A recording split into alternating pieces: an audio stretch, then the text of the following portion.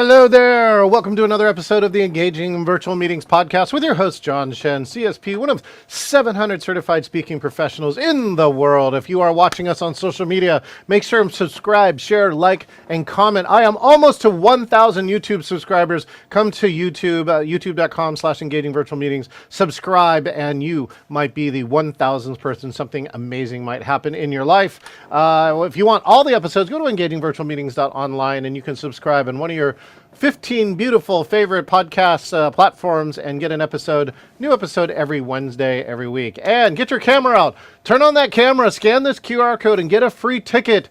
The Engaging Retreat. This is the 7th Engaging Retreat. It is hybrid here in Seattle and anywhere you can click a link. It is this October 20th through the 22nd. And our guest is going to be one of the keynoters at this year's Engaging Retreat. This next guest, he's a 4-time author. He's an international speaker, an educator, and trainer whose career spans over 15 years. He realized that the skills that made him successful as a salesperson are transferable to people, leaders, and all customer-facing roles. He increases clarity, confidence, and more effective communication. Check out that alliteration through his most recent book, Better Questions, Better Clients. He believes one skill can change your life, and you're going to learn maybe one of them today. He's going to be a keynote speaker at this year's Engaging Retreat. Let's welcome the one and only Bruce Hill.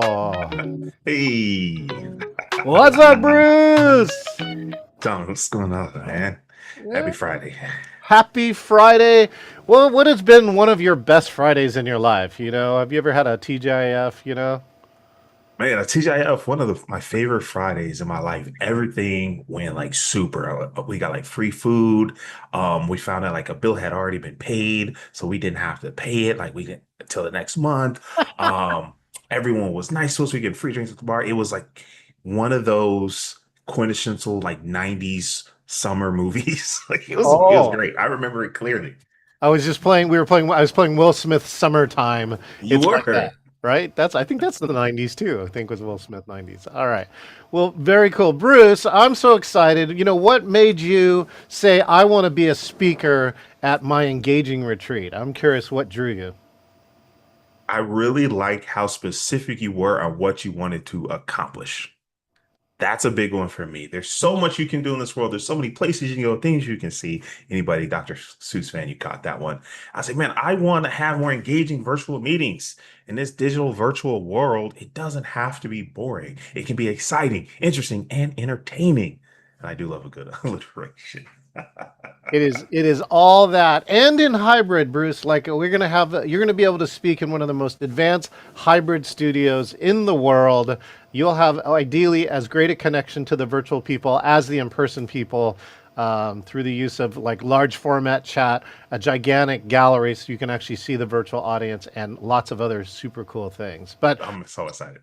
speaking of super cool, right? A few of my friends don't know who you are, Bruce, like I know you. So why don't you just take this moment, introduce who you are and what you do in the world? And my name is Bruce Hill. I make sales simple for speakers like you, for coaches and consultants. I help them hear yes more often without sounding salesy. I help them turn more conversations into clients. And I do that all just by one simple skill, right? One new skill will change your life. That one skill is curiosity. That skill is asking better questions. So if you want to grow your business, if you want to have a better customer experience, if you want to upskill your team, we're going to teach them to ask better questions. Better questions. How did you get to better questions as like the core of who you are, Bruce? It actually started with an argument. I was disagreeing politely, maybe not so politely. And I said, you can teach people any skill, right? If you weren't born with it, that means you can learn it. And they're like, no, you can't. You can't teach.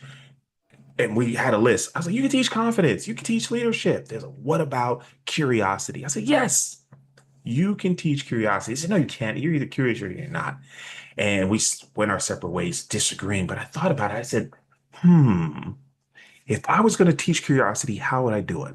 And I'm still on the fence. Don't tell my friend. Right. But in the process, I said, I can teach you to ask better questions. That's how we got here. That's how I wrote my 4th book. It's because I disagreed. I had the audacity to disagree. Do me a favor. I grew up. My hometown is Stockton, California, right? And I grew up. It was actually going to Tokay High, a little on the agricultural side, in the middle. It's kind of close to Sacramento. I'm curious. Where did you grow up, and what influence maybe did you get from how you grew up? I grew up in Dayton, Ohio, Oh and yeah. birthplace of flight. It's a good place to be from. I don't live there anymore. One of the things I have to shout out to my mom, my first investor, and just a wonderful supporter over the years. Hey, mom, I love you.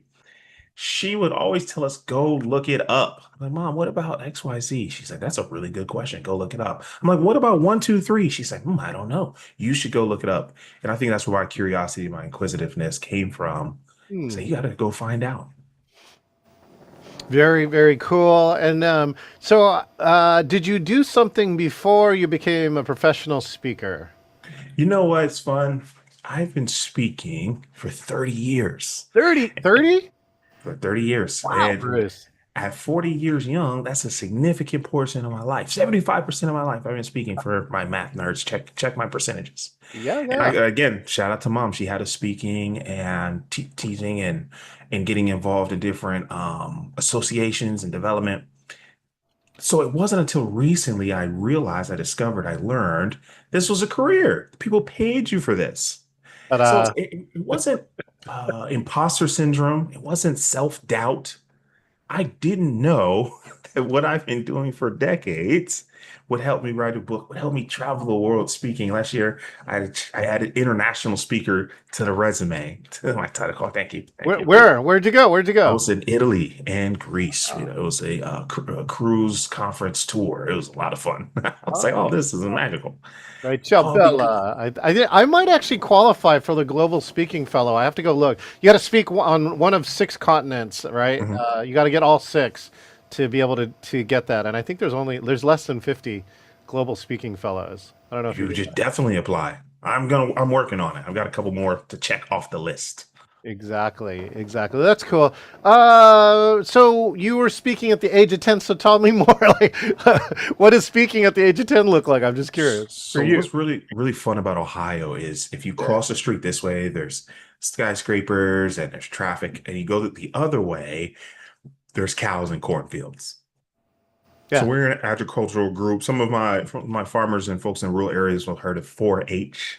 yeah. And so we had a 4-H club, and we all had turns of being members, secretary, president. We had to present on things we've learned, share on ideas we had, and we had to learn to articulate. We had to form coherent sentences, right? And keep it interesting. An invaluable skill for a 10-year-old to learn. Yeah. That's where it all started. Do you have an After experience with school like project. yeah, it feels like those who are in debate and those who are in speech club or something else. So like do you have a memorable 4-H experience of presenting?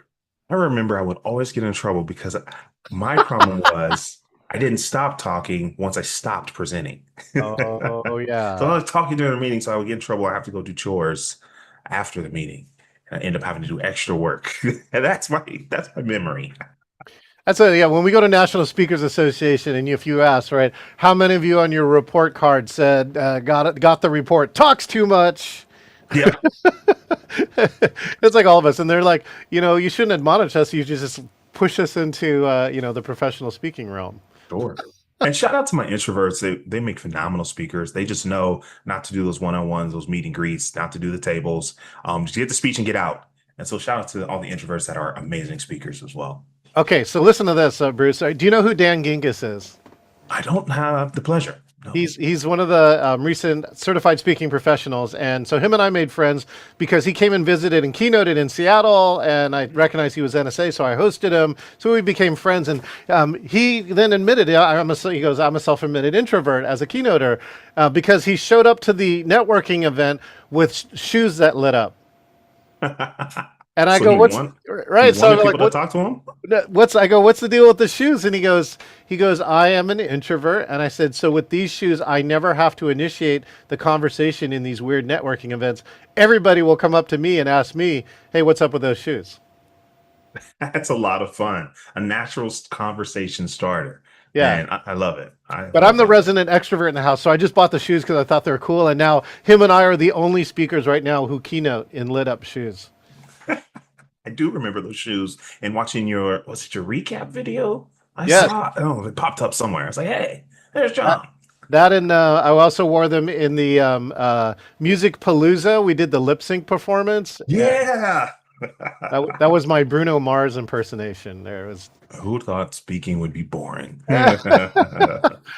All right. Well, tell me more about what you're up to now, right? Like, what's your favorite thing to work on now at this point, Bruce? What I really have been working towards is corporate trainings so we can have a longer engagement and a lasting impact and a higher ROI for the client where um, there's just an hour. That's all it takes to teach you to ask better questions. But in the practice and application, it goes on and on and on and becomes a lifestyle. What's really fascinating, I obviously focus on sales, right? Trying to grow your business, whether you're speaking business, coaching business, whether you're a SaaS company or financial services. But what's fascinating is I'll have people say, man, I use these better questions when I was talking to my wife. I use these better questions when I was talking to my kids. I use these better questions when I was at the store. Man, it's changed every conversation I have because now I know I'm going to ask more questions before I answer. And I'm like, I might have to expand the vision. I don't know if I'll be a dating coach. Better Oh, you question. might because I don't think there's any better way to find out. Okay, I have a question story. I'm going to ask you in a moment.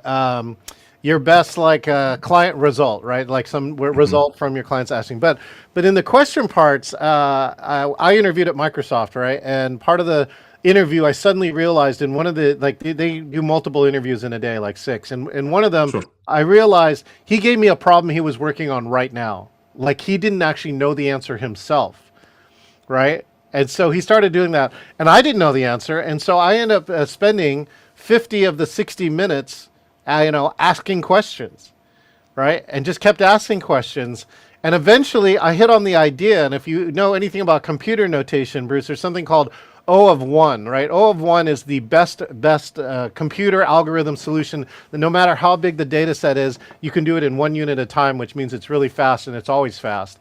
So I got him to that solution, and I knew that I got it right because when I left, I looked out of the corner of my eye. He was writing it down in his journal, right?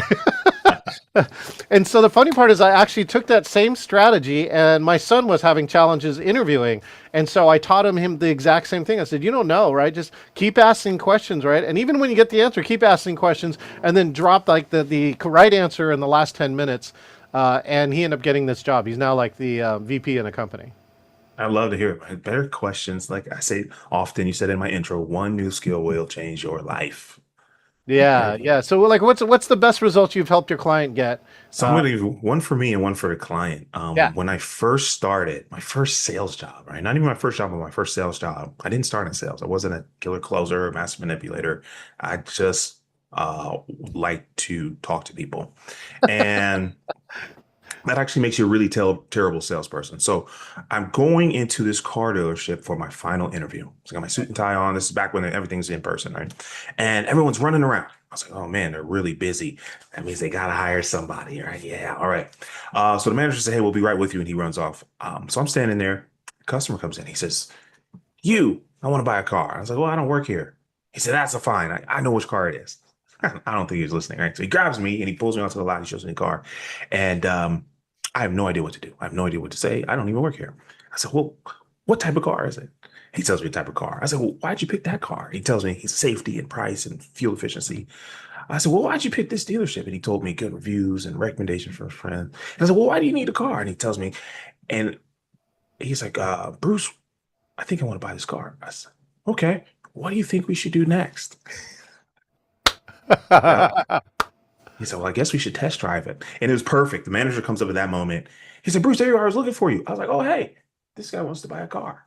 So any gamblers in our audience, like, do you think I got the job? Yes. Plot twist, yes, I did.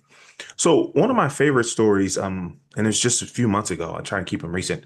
He had just been let go of his job. It downsized, and he's making $75,000 a year.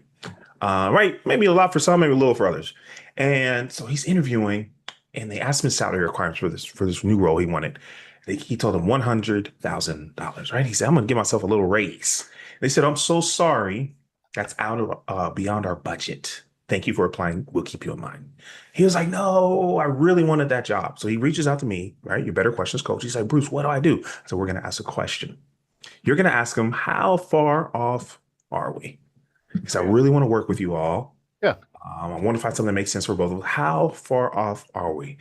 So they come back and say, oh, well, our top is $92,000. And So one question gave him a $17,000 raise, and he started that role 2 weeks later. They could have just told him that at the beginning, right? But sometimes you got to ask the question. yeah, they didn't want to tell you, or they didn't even think to tell you, or whatever, right? What doesn't matter. You got to ask the question. You're not responsible for the answer. You're not even responsible for a response. You are responsible to ask. That's what we teach.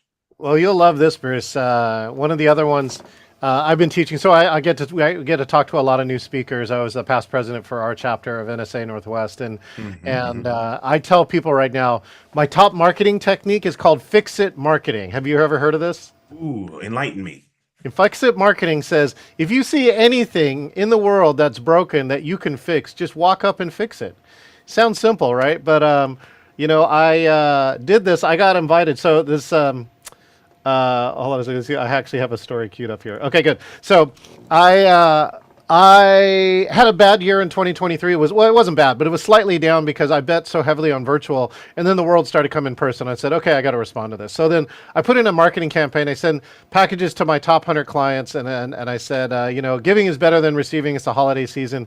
Give this to somebody who thinks you need my services, and if you do me the favor, right, make an introduction, right? I got 0 introductions, Bruce. It was like the most failed marketing campaign of all time.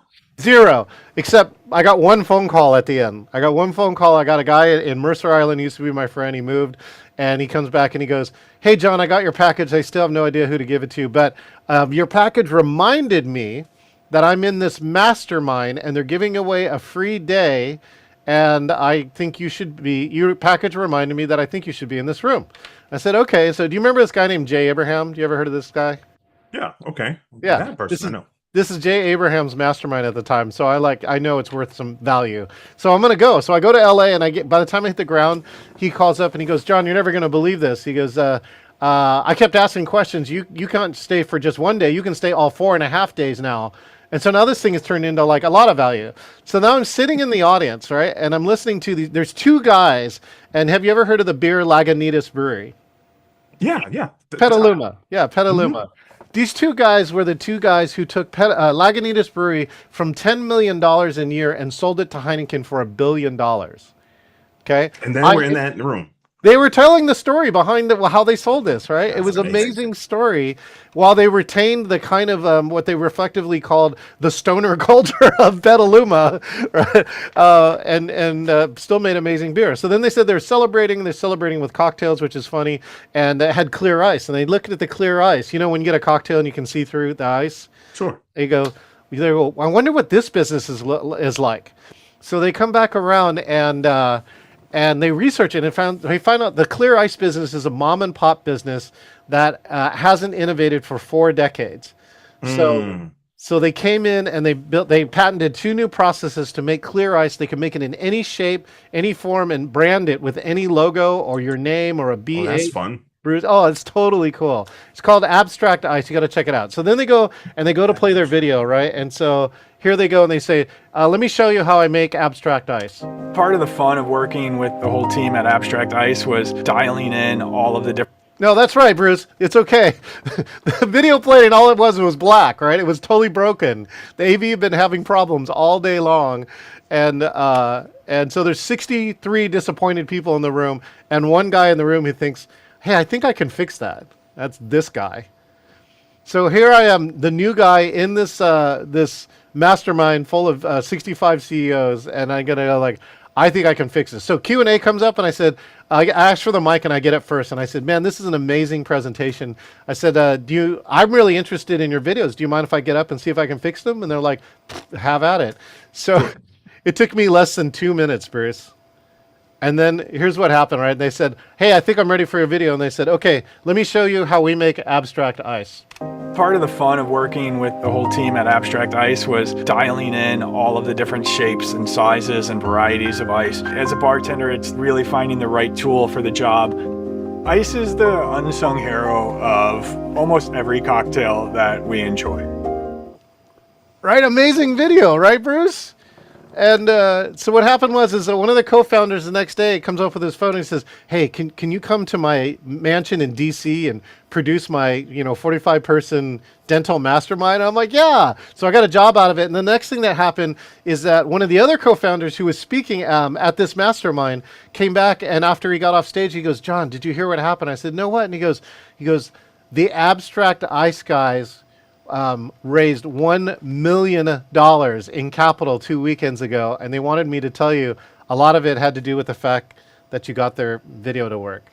And so what happened is now I've been the producer of that mastermind for the last 2 years. So So you got paid to go to a mastermind effectively, and you helped launch a brand new company. I've gotten paid to go to 9 masterminds now. That's And you listen to fantastic. this. I got to be the producer for Martin Luther King III.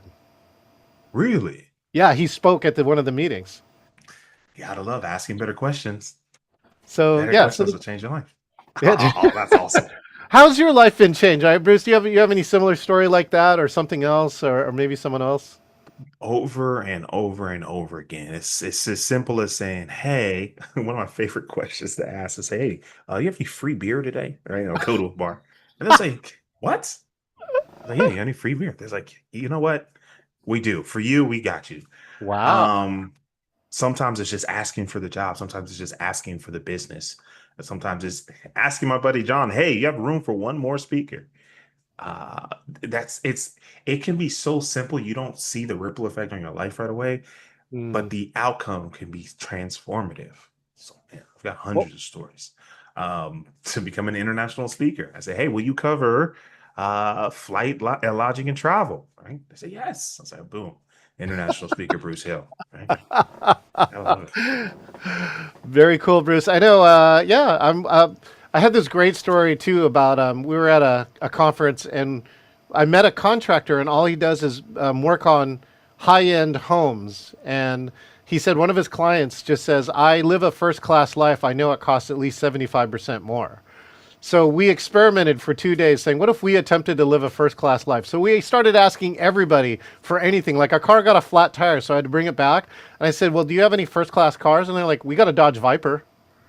Ooh. So we rented a Dodge Viper, Bruce. Right? Let me tell you, we were not doing the speed limit. Can't incriminate myself, but it was one of the coolest experiences. For those who don't know, a Dodge Viper is like a 12-cylinder engine. It's 6 liter. This is one of the most powerful One of beastie the cars baddest sports cars made in ever. America. Ever. And, yeah. So sometimes asking another question. All right. Well, speaking of times to ask questions, let's do this. Go back to March of 2020, right? You're a speaker. You've been a speaker for 3 decades. What happened to Bruce Hill in March of 2020 when the world changed? What questions did you ask? The That was right when I had started charging, right? When I started, where I would consider myself a professional. Your And so business. it's very interesting that it it fell apart. So I asked myself, how can I make the most impact Mm. to the most people in the least amount of time? Oh, Right? good question. And why, thank you. And so what happened was I did less talks, less keynotes, and more workshops and more trainings. Yeah. And I was really helping people with how. And that was a big one. How do we take this and apply it? Like, okay, that sounds good. What to do? How do I use this in my life? How do I use this in my relationships? How do I use this on my job hunt? How do I use this to find new clients? How do I use this to make more money? And that was a thread. And that's where New Skills, New You, my business started. So even beyond sales skills, it's people development. I Hmm. believe you grow your people, you grow your business. Yeah. And so that was a really pivotal moment for a lot of reasons. But actually, it was one of the better years of that past 4 years for me, Okay. because it was opportunity through that difficulty. Yeah. Yeah, you found a way to make an offering. I know the question I think I asked was, right, how could I help the world at a time when it has so much need? Mm. And that's what led me to teach a class called Virtual Team Building. And that's the class that became a hit. 5,000 people took it, and my publisher called me afterwards and said, "You want to write your second book?" And so, but it all came from a question as opposed to why is the world so screwed up, right? Or Which instead is a of, fair question, oh, it right? wasn't a fair question. Everybody was asking it, to be honest. But that's where we go from good questions to better questions. What's the question that people have not asked? Yeah. What's the question that's going to lead us to a positive outcome? What's the question that's going to help us to innovate? You start asking those better questions, and you get better outcomes. Okay, that's perfect. So then, future forward questions, Bruce, is what do you want to see on virtual or hybrid in in the 5 or 10 year realm, right? What better questions do you think we'll be asking a decade from now? So I want to ask the question, how can we make learning interactive? So there's Mm. four types of speakers: motivational, inspirational, transformational, and educational. I fall under educational. If you're not careful, it can get boring, right? Facts and tables, and it's why people always hated grade school. Hmm. But I said, man, how can we make education fun? How can we make learning fun? And I believe not only is it going to be more engaging, but it's going to have a higher ROI immediately and over time. So as this world has more and more technology, artificial intelligence interacting with us on a day-to-day basis, I want to ask the question, how do we grow people? Mm. And that's my counter culture bet, is that through all of this, the only business is still people. So over the next 5 or 10 years, I want to see what that looks like. And if I have to create what that looks like, What's that? If you have to what create? if create what it looks like. If it's not Oh, there, I got to make it. well, I think that's that's probably humankind, right? We're all trying to create ourselves into some better, ideally better version, and I think there's some. I think that's very optimistic of you. I think Sure, a it's lot true. of people are very passive. They say, hey, whatever happens, happens. Say bye, right? Yep. Um, I think a better approach is to be proactive on who am I trying to create. So I encourage everyone listening to this to remind you that one new skill will change your life. You can decide who you want to be when you grow up, however old you are today. And it actually leads me to my number one consulting question, Bruce, and I ask every single client. It sounds simple. What do you want? And a lot of people cannot answer that question, and that's Oh, why I don't I think we're love going that you asked that question. I want to change the minds that change the lives that change the world. to. Yeah. That's what I wake up and do every single day. Oh, fantastic. All right. Well, speaking of fantastic, we're to the speed portion of this. While we've been chatting, I've been writing questions. I'm going to attempt to ask them, and you're going to attempt to answer them as fast as possible. I will play some ridiculous sound like Mario's coin. Would you be okay with that? Let's go. Okay, here we go. When did you learn your first skill that changed your life? Probably 9 or 10. Public speaking. What skill was that? Public speaking. Yeah. Oh, public speaking. Okay, great. Yeah. What did you learn from your mom? To ask questions, to be curious, to go find out. Yeah, go look it up. I like that. You Go could look it make a up. whole program out of go look it up. I think it'd be great. Let's talk about that. Yeah. What's the first flight you took? I was 13. I went to Greece. Oh, here we go. What's the last thing you looked up? I looked up engaging virtual meetings. I was reading about your story. I said, man, how did you come up with this? There you go. That's Lamborghini. Yeah. Later on, stick around. I'll do I do my last 5 years in 3 minutes. It's very hilarious. All right. What is the best place you have ever spoken? Man, I hosted a workshop in Atlanta. Myself, I produced it, organized it, published it, marketed it, sold it. And that was the most fulfilling and life-changing workshop I've ever done. What made it fulfilling and life changing? I want to know. Everyone was older than I was. They'd been in the industry 25, 30 years. Oh, And they're my dad's age. So I was very in concern. I said, man, do I have value to add to these folks who've been doing this for so long, who ostensibly know much more than I do? And the feedback I got was so powerful. And I said, man, we've had trainings from Tony Robbins, from Sandler, but no one's put it this simply, no one's put it this effectively. And that I was like, all right, let's run it up. Let's go. I got to raise the price now. Genius. Sometimes you just need the confirmation, right? You have value, but to get the feedback back is sometimes very valuable. Okay. Your best 4-H experience. I really like we went to the county fair as a group with our state. And I remember I had a funnel cake, and then my friend's mom bought us another funnel cake. So I had 2 funnel cakes. It was the best county fair ever. I was so excited. It was great. I was a happy kid. Right. Funnel cake. Like here too in Washington, right? They have these legendary scones too that are like everywhere in the Washington Fair. So it's like that. It's so funny. Okay, and last question. If you could get people to magically remember one thing from this podcast, what would that be? One new skill will change your life. You don't need to move. It's not your relationship. It's not another degree. It's very simply one new skill. Genius, Bruce. Well, one new skill, your new skill that I'm going to ask you is to make sure, send your flight when you come to Seattle. We're going to do our best to get somebody to come pick you up from the airport, and let's make this engaging retreat the best ever. Sound good, Bruce? Sounds great. Look forward to seeing you again. Outstanding. Thanks again, Bruce. All right, we've been talking with Bruce Hill, one of our keynote speakers that will be at the Engaging Retreat, and he just says, one skill could change your life. What skill will that be? What question do you have to ask? Speaking of ask a question, you should ask yourself, why should I subscribe, share, and like and comment to John's podcast? Because it's awesome and you get people like Bruce Hill here. And you should also, if you want all the episodes, go to engagingvirtualmeetings.online.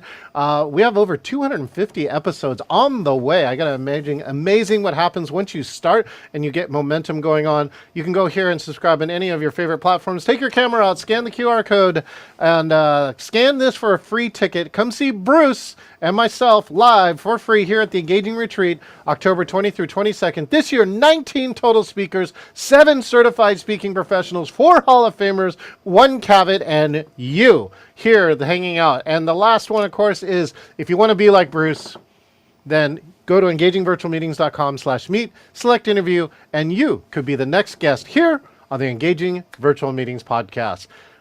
One skill could change your life. I look forward to seeing you next time. Drawing star people and keep people. Show you got heart.